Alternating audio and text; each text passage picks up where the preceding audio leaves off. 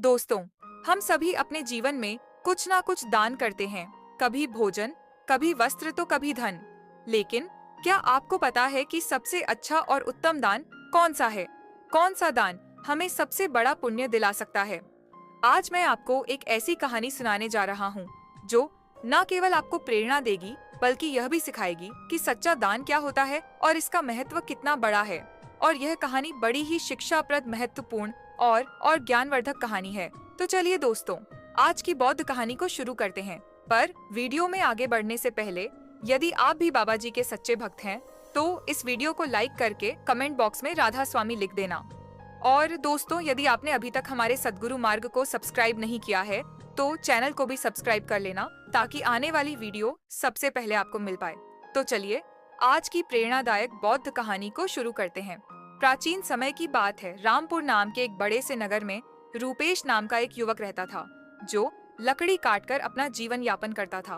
वह अपनी पत्नी के साथ साधारण जीवन जीता था। चलाऊ लकड़ी से होने वाली आमदनी पर्याप्त नहीं थी, जिससे हमेशा उसके परिवार में भोजन और कपड़ों की कमी बनी रहती थी। एक दिन परेशान होकर गुस्से में रूपेश की पत्नी उससे कहती है, कितने दिनों तक यह सिलसिला चलता रहेगा? ना कोई त्योहार होता है, ना कोई खुशी। क्यों ना इस लकड़ी काटने के काम को छोड़कर तुम नगर जाकर कोई और काम कर लो। कब तक हम यूं ही कठिनाइयों में जीवन बिताएंगे? रूपेश ने बड़े प्यार से उत्तर दिया, मैं हमेशा तुम्हारी बात मानता हूँ, लेकिन मैंने पहले भी कहा है कि मैं यह नगर नहीं छोड़ सकता। शहर में यहाँ की जैसी शांति नहीं मिलेगी। मैं नहीं चाहता कि यह विषय हमारे बीच दोबारा आए। उसकी पत्नी ने कहा, ठीक है, जैसा तुम्हें सही लगे। खाना तैयार है, खाकर चले जाओ। भोजन करने के बाद रूपेश लकड़ी काटने के लिए जंगल की ओर निकल पड़ा। चलते चलते वह काफी दूर चला गया। वह सोचने लगा, आज तो बहुत दूर आ गया हूँ, मुझे एक बड़ा पेड़ चाहिए, लेकिन ऐसा कोई नजर नहीं आ रहा। वहाँ एक पेड़ है पर छोटा है, चलो आज के लिए इसी से काम चला लेता हूँ। रूपेश ने वह पेड़ काटा और सिर पर जलाऊ लकड़ी का गट रखकर नगर की ओर बेचने के लिए निकल पड़ा। लेकिन नगर पहुंचने पर उसने देखा कि लकड़ी खरीदने वाला कोई नहीं था। वह सोचने लगा, क्या मुझे यह सारी लकड़ियां वापस घर ले जानी पड़ेंगी? तभी रास्ते में एक पंडित ने उसे आवाज लगाई, सुनो लकड़ी बेचने वाले, इधर आओ, यह लकड़ियां कितने की हैं? रूपेश ने कहा, पंडित जी, आपको सारी लकड़ियां चाहिए या आधी? अगर सारी चाहिए तो कम दाम में दे दूंगा। पंडित ने कहा, मुझे सारी लकड़ियां चाहिए, लेकिन तुम्हारे बताए गए दाम पर नहीं, मैं सिर्फ अपने दाम पर दे सकता हूँ। रूपेश ने थकान भरे स्वर में कहा, अरे तो फिर यह लकड़ियां बहुत सस्ती हो जाएंगी, लेकिन चलिए दे दीजिए, वैसे भी मैं थक चुका हूँ। पंडित ने 50 देते हुए कहा, यह लो और लकड़ियां यहाँ रख दो। वैसे तुम भूखे लग रहे हो, क्या कुछ खाना खाओगे? सब तैयार है, खाना खाकर ही जाना। रूपेश ने कहा, मुझे भूख तो बहुत लगी है, लेकिन अगर मैं खाऊंगा तो आपके लिए खाना नहीं बचेगा। रहने दीजिए, मैं घर जाकर खा लूंगा। पंडित मुस्कुराते हुए बोले, चिंता मत करो, यहाँ इतना खाना है कि 10 लोग और खा सकते हैं। जब भी भूख लगे यहाँ आया करो। रूपेश ने पूछा, क्या आप हमेशा ही सबको ऐसे खाना खिलाते हैं? पंडित ने उत्तर दिया, जब तक ईश्वर मुझे शक्ति देते हैं मैं यह करता रहूंगा, यह सब उनकी मर्जी है। रूपेश ने कहा, ठीक है, तो मैं आज खाना यहीं पर खाऊंगा। उस दिन रूपेश ने उस पंडित के घर भर पेट भोजन किया और धन्यवाद देते हुए बोला, महाराज, आप बहुत ही दयालु और नेक दिल इंसान के हैं। ऐसा अच्छा काम करने में मैं आपकी मदद करना चाहता हूँ। अब से मैं लकड़ियाँ मुफ्त में ही दिया करूंगा। ठीक है, अब मैं चलता हूँ, पंडित ने कहा। बेटा सकुशल जाओ। रूपेश ने काटी हुई सारी लकड़ियाँ पंडित को मुफ्त में दे दी और घर की ओर निकल गया। घर पहुँचते ही उसकी पत्नी ने पूछा, इतनी देर क्यों हो गई? क्या आज लकड़ियों का अच्छा सौदा मिल गया? लाओ पैसे, रूपेश ने उत्तर दिया। देखो, सौदा अच्छा तो नहीं था, आज केवल 50 रफ मिले थे, यह लो। उसकी पत्नी ने आश्चर्य से पूछा, क्या सच में तुम मुझे केवल 50 रफ दे रहे हो? मैंने सोचा था कि आज शायद 2 गुना कमा लाओगे, लेकिन तुमने तो आधे ही दिए हैं। इतनी देर तक तुम कहाँ थे, क्या कर रहे थे? तब रूपेश ने कहा, मैं लकड़ियां बेचने नहीं था, लेकिन खरीदने वाला कोई नहीं मिला। फिर पास के नगर गोविंदपुर में पंडित नाम के एक विद्वान के घर चला गया। वे जो भी वहां जाता है उसे से प्यार से भोजन कराते हैं। ऐसे लोगों के लिए हमें कुछ करना चाहिए। उसकी पत्नी ने पूछा, हमेशा खाना खिलाते हैं? फिर तो वे बहुत अमीर होंगे, नहीं तो इतने लोगों को खाना कैसे खिलाते हैं? और तुमने उनकी मदद कैसे की? रूपेश ने कहा, वे उतने अमीर नहीं हैं जितना तुम सोच रही हो। वे एक अच्छी भावना रखते हैं और गोविंदपुर के मंदिर के पुजारी हैं। वे अपनी मेहनत की कमाई से ही सबको खिलाते हैं। मैंने उनकी मदद के लिए कहा कि मैं उनके लिए हमेशा लकड़ियां 50 में ही काटू कर दे दिया करूंगा। उसकी पत्नी ने कहा, इतना ही काफी है, लेकिन अगर तुम 2 गट्ठर लकड़ी नहीं काट सकते तो हर दिन 50 में घर कैसे चलेगा? मुझे बताओ, रुपेश ने उत्तर दिया। मैं अपनी हर कोशिश करूंगा और जो भगवान की इच्छा होगी वह होगा। आज मैंने उनके घर खाना खाया है, एक दिन तुम्हें भी वहां ले चलूंगा। इसके बाद रुपेश ने हर दिन जलाव लकड़ी काटी और अपने वादे के मुताबिक पंडित को सिर्फ 50 रप में ही बेचा। एक दिन पंडित भोजन करने बैठे ही थे कि बाहर से आवाज आई, महाराज लकड़ी लेकर आया हूँ, रुपए दे दीजिए। यहाँ आकर लकड़ियाँ ले लीजिए ताकि मैं जा सकूं। पंडित ने बाहर आकर कहा, रुपेश मैं तुम्हें 50 नहीं दे सकता, तुम अपनी लकड़ियाँ वापस ले जाओ। रुपेश ने कहा, पैसे कल दे देना, लेकिन लकड़ियाँ यहीं छोड़ूंगा। मुझे बहुत भूख लगी है, क्या आप मुझे भोजन दे सकते हैं? वैसे भी आप सबको खिलाते हैं। पंडित ने मुस्कुराते हुए कहा, बहुत अच्छे रुपेश, पहले अपने हाथ पैर धो लो, तब तक मैं भोजन की व्यवस्था करता हूँ। पंडित ने घर के अंदर जाकर अपनी पत्नी से यह बात कही। उसकी पत्नी बोली, आपने ऐसा वादा क्यों किया? हमारे घर में खाने के लिए कुछ भी नहीं बचा है, सिवाय उस भोजन के जो मैंने अभी आपको परोसा है। पंडित की पत्नी बोली, इस समय हम रुपेश को कैसे खिलाएंगे? सारा खाना खत्म हो चुका है, क्या आपको यह नहीं पता? पंडित बोले, अरे इसमें कौन सी बड़ी बात हो गई? तुमने जो खाना परोसा है वह रुपेश के लिए पर्याप्त है। मैं सोच रहा कि आज उपवास कर लूं। पंडित की पत्नी बोली, मुझे बताओ, तुम ऐसा कितनी बार करोगे? जब हमारे पास खुद के लिए भी पर्याप्त नहीं है तो दूसरों के लिए इतना सब क्यों करते हो? यह सब कहाँ से आएगा? पंडित बोले, भगवान सब कुछ देते हैं, पहले रुपेश को भोजन परोस दो। पंडित ऐसे ही उन लोगों को भोजन कराते रहे, भले ही उनके पास स्वयं के लिए भी कुछ ना हो। एक दिन रुपेश लकड़ी काटने जंगल गया। उसने सोचा, जंगल के किनारे के सारे सूखे पेड़ तो मैं पहले ही काट चुका हूँ, अब जो बचे हैं वे सब हरे पेड़ हैं। जंगल के अंदर जाना थोड़ा मुश्किल लग रहा है।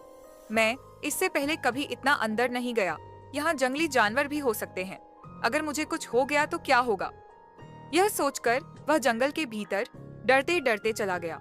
वह काफी दूर निकल गया, लेकिन कोई उपयुक्त पेड़ नहीं मिला। अचानक उसे एक बड़ा पेड़ दिखा। उसने सोचा, यह शाखा तो काफी मजबूत है, इसे काटूं तो 3 गट्ठर लकड़ी बन जाएंगे, पहले ही बहुत देर हो चुकी है। यह सोचकर रुपेश उस पेड़ पर चढ़ गया। वह उसी शाखा पर बैठ गया और उसी को काटने लगा।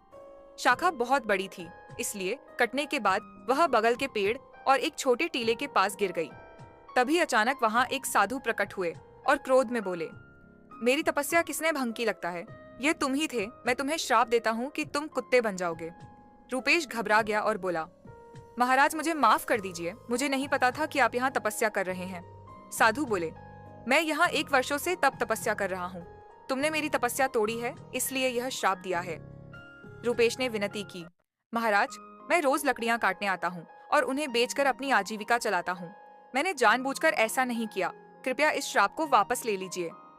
साधु बोले, मैंने क्रोध में आकर यह श्राप दिया है, इसे वापस लेना संभव नहीं है, लेकिन एक उपाय है। रुपेश ने पूछा, कृपया मुझे उपाय बताइए।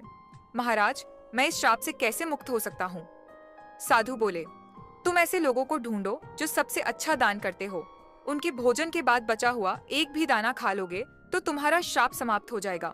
जब तुम पूरी तरह सफेद हो जाओगे तब इस श्राप से मुक्त हो जाओगे। रुपेश ने रोते हुए कहा, महाराज मैं अपनी पत्नी का सहारा हूँ, लकड़ियाँ बेचकर जो पैसे लाता हूँ उससे हमारा गुजारा होता है, अब मैं कुत्ता बन गया हूँ तो मेरी अब का क्या होगा? साधु बोले, चिंता मत करो, भगवान उसकी मदद करेंगे। जब तुम्हारा श्राप टूटेगा तब तुम्हारा जीवन सुखी हो जाएगा, धन धान्य से भरा होगा और तुम्हें हर कष्ट से मुक्ति मिलेगी। यह कहते हुए साधु वहां से चले गए। रुपेश साधु के श्राप के कारण कुत्ते में बदल जाता है। रुपेश साधु से कहता है, मुझे अब इजाजत दीजिए। महाराज इतना कहकर वह श्राप से छुटकारा पाने के लिए यात्रा पर निकल पड़ता है। वह सोचने लगता है, जैसा साधु ने कहा था, मुझे सबसे अच्छा दान देने वाले कहाँ मिलेंगे?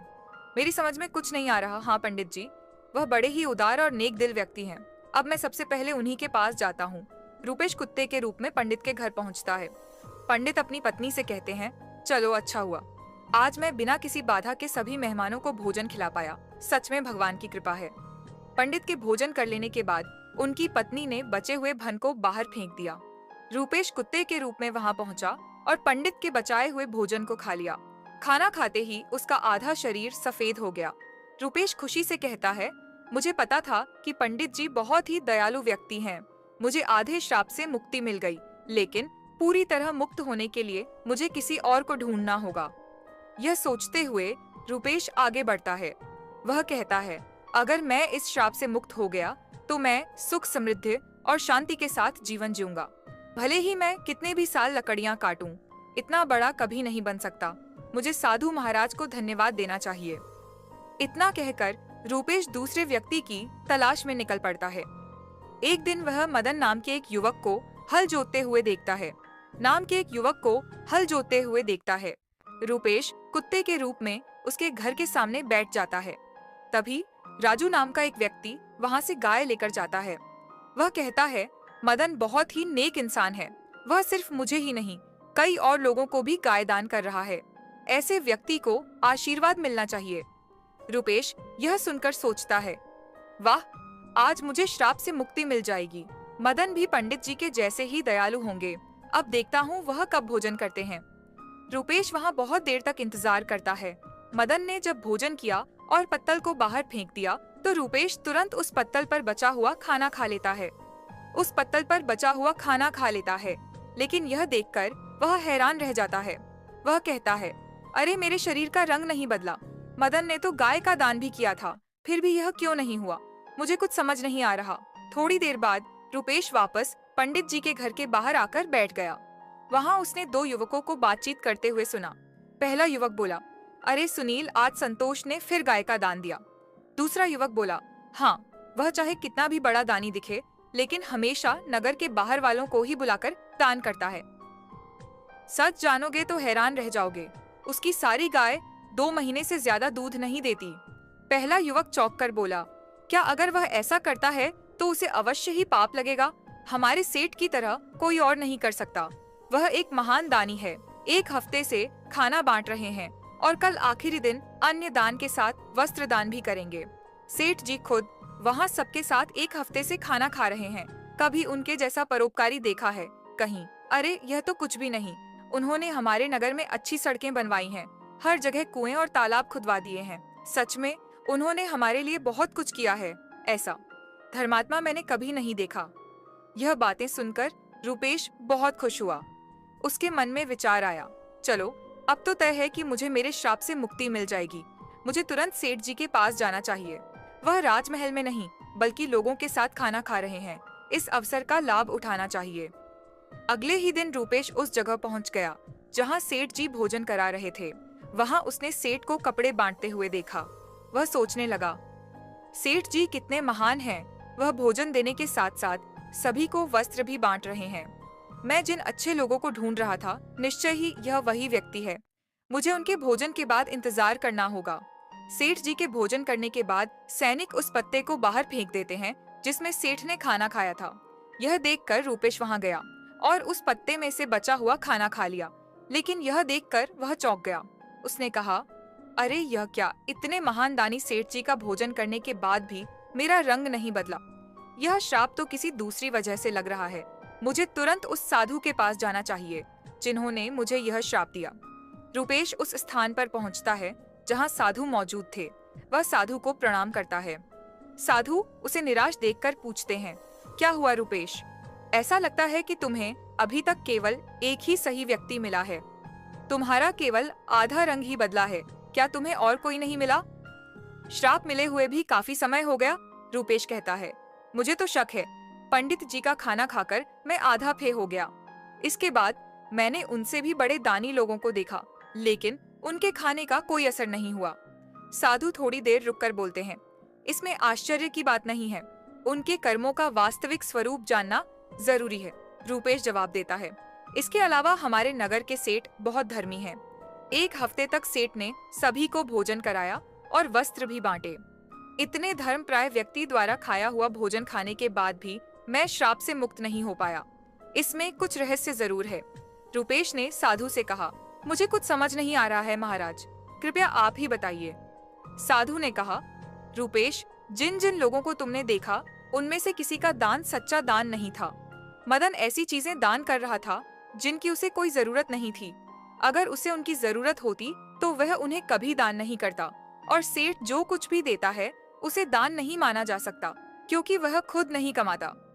वह तुम्हारे जैसे लोगों द्वारा दिए गए कर्ज के मुनाफ का उपयोग राज्य के लोगों पर करता है। साधु ने आगे कहा, कल के दान में जो भोजन और वस्त्र बांटे गए वे भी कर्ज के मुनाफे से ही आए थे, इसीलिए सेठ द्वारा किया गया दान दान नहीं माना जाएगा। वह सिर्फ लोगों का पैसा लोगों पर खर्च कर रहा है। ऐसे में राजा के भोजन का तुम्हारे श्राप पर कोई असर नहीं हो सकता। समझ लो, सही दान वही था जो पंडित ने भूखे को भोजन देकर किया। भले ही उन्होंने खुद नहीं खाया, लेकिन उनका दान से श्रेष्ठ था। इसीलिए तुम्हें और प्रयास करना होगा। तुम श्राप से मुक्ति के करीब हो। रूपेश ने कहा। समझ गया महाराज, धन्यवाद। उदास मन से रूपेश वहां से चल पड़ा। उसने सोचा, बाप रे, कितनी दूर आ गया हूँ, बहुत भूख लगी है। अच्छा होगा कि पास में कुछ खाने को मिल जाए। तभी उसने देखा एक किसान घड़े में पानी लेकर जा रहा था। पास में खड़े दो युवक आपस में बातें कर रहे थे।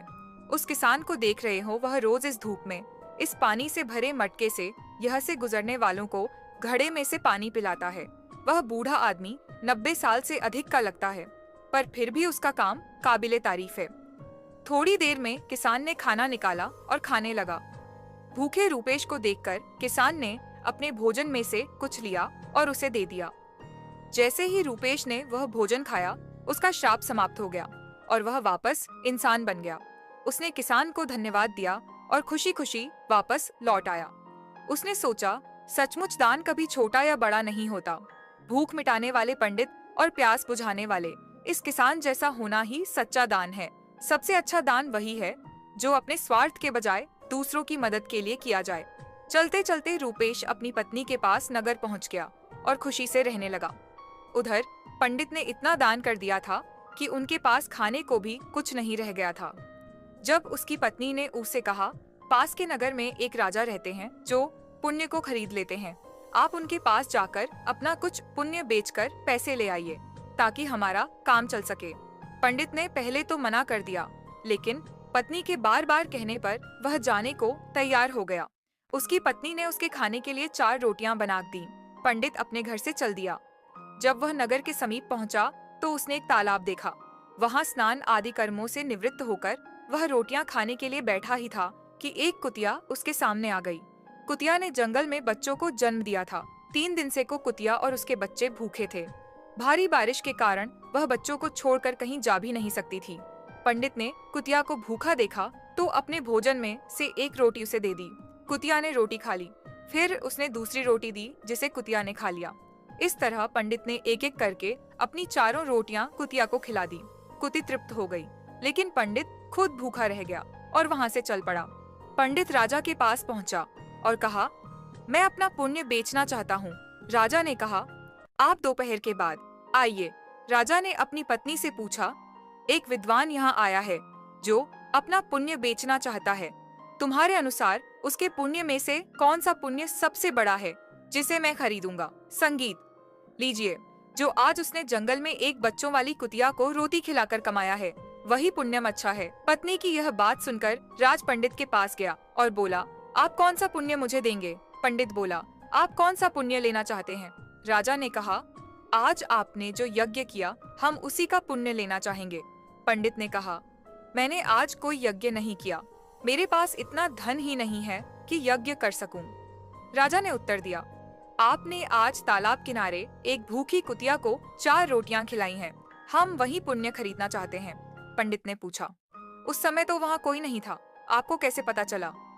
राजा ने कहा, री पत्नी पतिव्रता है, उसने यह सब देखा और मुझे बताया। पंडित ने कहा, अच्छा, लेकिन इसका मूल्य क्या देंगे?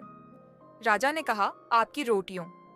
जितने वजन का जो कुछ भी था, मैं उतने ही वजन के हीरे मोती तौल कर दूंगा। पंडित ने सहमति दे दी। राजा ने रोटियों के वजन की बराबरी के लिए तराजू में हीरे और मोती रखवा दिए, लेकिन जितने भी रत्न रखे गए, रोटी वाला पलड़ा ऊपर नहीं उठा। राजा ने कहा, और रत्न लेकर आओ। जब पंडित ने अपने पुण्य का ऐसा प्रभाव देखा तो उसकी आंखें खुल गईं। उसने कहा, राजा जी, मैं अभी यह पुण्य नहीं बेचूंगा। राजा बोला, जैसी आपकी इच्छा। पंडित वहाँ से चला गया। वह उसी तालाब के पास पहुँचा जहाँ उसने कुतिया को रोटियां खिलाई थी। वहाँ से उसने कुछ चमकते हुए कंकड़ पत्थर और कांच के टुकड़े उठाए, उन्हें एक कपड़े में बांधा और अपने घर लौट आया। घर पहुंचकर उसने अपनी पत्नी से कहा, इस पोटली को भोजन करने के बाद खोलना। इतना कहकर वह बाहर चला गया। पत्नी के मन में पोटली खोलने की उत्सुकता हो रही थी। उसने पोटली खोली तो उसमें हीरे पन्ने और माणिक चमक रहे थे। वह बेहद प्रसन्न हुई। थोड़ी देर बाद जब पंडित वापस आया तो उसकी पत्नी ने पूछा, इतने सारे हीरे पन्ने कहाँ से ले आए? पंडित ने कहा, क्यों मजाक कर रही हो? पत्नी बोली, मजाक नहीं कर रही, मैंने खुद पोटली खोलकर देखी है, उसमें तो ढेर के ढेर बेश कीमती हीरे पन्ने भरे पड़े हैं। पंडित बोला, मुझे लाकर दिखाओ। पत्नी ने पोटली को उसके सामने रख दी। वह उन्हें देखकर चकित रह गया। उसने समझा कि यह सब उसी पुण्य का प्रभाव है जो उसने कुतिया को रोटियां खिलाने से प्राप्त हुआ। फिर उसने अपनी यात्रा का सारा वृतांत अपनी पत्नी को सुनाया। उसने बताया कि किस प्रकार होता है राजसी और तामसी दान का फल सीमित एक भूखी कुतिया और उसके बच्चों को रोटियां देने के कारण यह चमत्कार हुआ।